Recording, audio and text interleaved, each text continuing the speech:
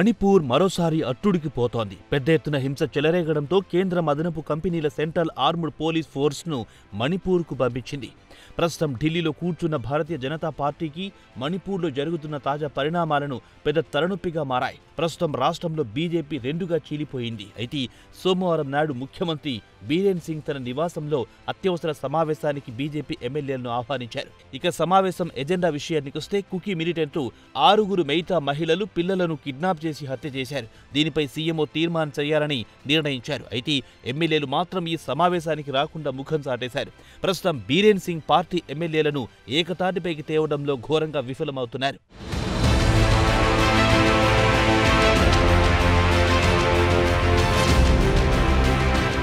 అయితే ముఖ్యమంత్రి కార్యాలయం మాత్రం మొత్తం మంత్రులు, ఎమ్మెల్యేలతో కలిసి 26 మంది హాజరయ్యారని చెబుతోంది. అయితే విశ్వసనీయ వర్గాల సమాచారం ప్రకారం బీజేపీకి చెందిన మొత్తం 37 మంది ఎమ్మెల్యేలు సోమవారం నాడు మీటింగ్కి ముఖం చాటేశారని చెబుతున్నారు. వారిలో 7 కుకీ ఎమ్మెల్యేలు కూడా ఉన్నారు. అలాగే మెయిటాలకు చెందిన సుమారు డజన్ మంది ఎమ్మెల్యేలు కూడా సమావేశానికి హాజరు కాలేదని తెలుస్తోంది. అయితే సమావేశానికి గైర్హాజరు కావడానికి కారణాలు కూడా తెలుపలేదని చెబుతున్నారు. ఇక సీఎం ఇంట్లో సమావేశం తీర్మానం విషయానికొస్తే కేంద్రానికి తీర్మానం పంపుతూ మణిపూర్లో ఈ నెల 14న జిరిబామ్ ఏరియాలో పెద్ద ఎత్తున హింస నెలకొన్నందున కేంద్ర ప్రభుత్వం వెంటనే సాయుధ దళాలను పంపించింది. వీరికి ప్రత్యేక అధికారాలు కట్టబెట్టింది. ముఖ్యంగా 6 పోలీస్ స్టేషన్లో సాయుధ దళాలకు విశేష అధికారాలు అప్పగించింది కేంద్రం.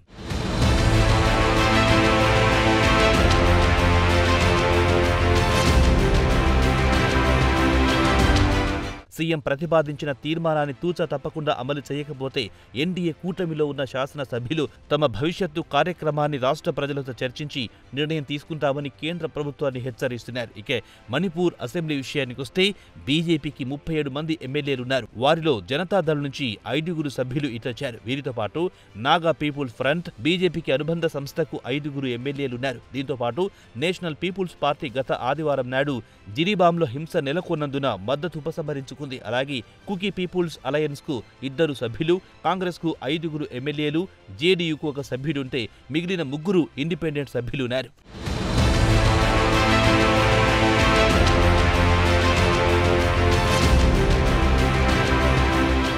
అయితే సీఎం సెక్రటేరియట్ మొత్తం 11 మంది ఎమ్మెల్యేలు, మంత్రులు డుమ్మా కొట్టడానికి గల కారణాల గురించి ఎలాంటి వివరణ ఇవ్వలేదు. అయితే సమావేశానికి డుమ్మా కొట్టిన ఎమ్మెల్యేల జాబితా మాత్రం చాలానే ఉందని సమావేశానికి హాజరైన ఎమ్మెల్యే చెప్పాడు. అయితే బీజేపీ ఎమ్మెల్యేలు మాత్రం సీఎం బీరేన్ సింగ్ కు మద్దతు గత ఏడాది నుంచి క్రమంగా ఉపసంహరిస్తూ పోతున్నారు. కాగా కుకీ బీజేపీ ఎమ్మెల్యే గత ఏడాది కాలం నుంచి బీరేన్ సింగ్ రాజీనామాకు డిమాండ్ చేస్తున్నారు. గత ఏడాది నుంచి రాష్ట్రంలో జరుగుతున్న హింసను కట్టడి చేయడంలో సీఎం ఘోరంగా విఫలం కావడంతో మెయిటాలకు చెందిన బీజేపీ ఎమ్మెల్యేలు కూడా సీఎం రాజీనామా చేయాలని డిమాండ్ చేయడం మొదలెట్టారు. గత నెలలో బీజేపీకి చెందిన 19 మంది ఎమ్మెల్యేలు వారి మణిపూర్ స్పీకర్, విదేశాంగ మంత్రి కూడా ప్రధానమంత్రి నరేంద్ర మోదీకి లేఖ రాశారు. తక్షణమే ముఖ్యమంత్రి బీరేన్ సింగ్ ను తొలగించాలని డిమాండ్ చేశారు. అయితే బీజేపీ అధిష్టానం కూడా మణిపూర్లో పార్టీ నిలువున చీలిపోయిందని గుర్తించింది. అయితే కొంతమంది ఎమ్మెల్యేలు బహిరంగంగా తమ అభిప్రాయాలను వ్యక్తం చేయలేకపోతున్నారు. దీనికి ప్రధాన కారణం సాయుధ దళాలు తమనెక్కడ టార్గెట్ చేస్తాయోనని భయపడుతున్నారు.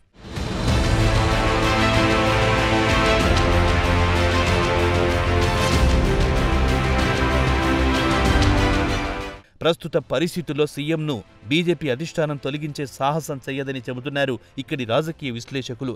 ప్రస్తుతం రాష్ట్రంలో బీరేన్ సింగ్ పాపులారిటీ మాత్రం బాగా క్షీణించింది. అయితే బీజేపీ అధిష్టానం మాత్రం వేరే కోణంలో ఆలోచిస్తోంది.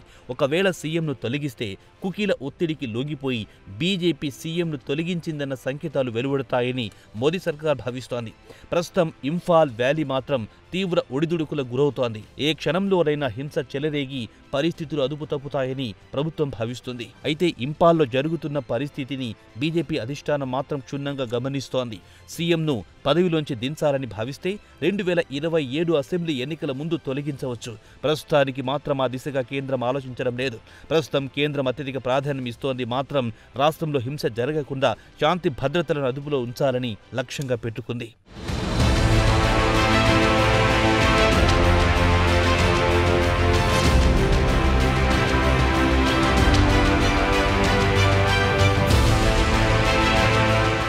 ప్రస్తుతం కేంద్ర ప్రభుత్వం మణిపూర్లో శాంతి భద్రతను అదుపులో ఉంచడమే ప్రధాన ఎజెండాగా పెట్టుకుంది.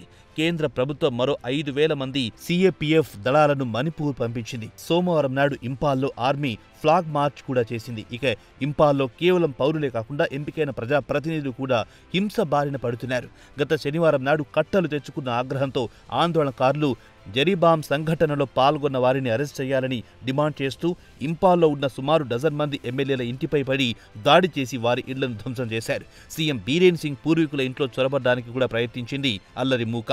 ఈ సంఘటన తర్వాత ఇంపాల్లో భద్రతను మరింత కట్టుదిట్టం చేశారు. ముఖ్యంగా మెయిటాస్ ఎమ్మెల్యేలు మంత్రుల ఇంటి దగ్గర భద్రతను మరింత పెంచారు. శనివారం ఘటన తర్వాత ఎమ్మెల్యేలు భయంతో వణికిపోతున్నారు. గత ఏడాది నుంచి మణిపూర్ అట్టుడికిపోతోంది. ముందుగా మెయిటీలు, కుకీ గిరిజనుల మధ్య హింస చెలరేగింది. అటు తర్వాత జాగా 10 మంది హమార్ మిలిటెంట్లను సిఆర్ఎఫ్సి కాల్చి చంపింది. ఆ తర్వాత 6 మెయిటీ మహిళలు, పిల్లలను జిబిరామ్ రెఫ్యూజీ క్యాంప్ నుంచి అపహరించారు. అటు తర్వాత 6 మృతదేహాలు బారాక్ నదిలో తేలడంతో మరోమారు మణిపూర్ అగ్నిగుండంగా మారిపోయింది.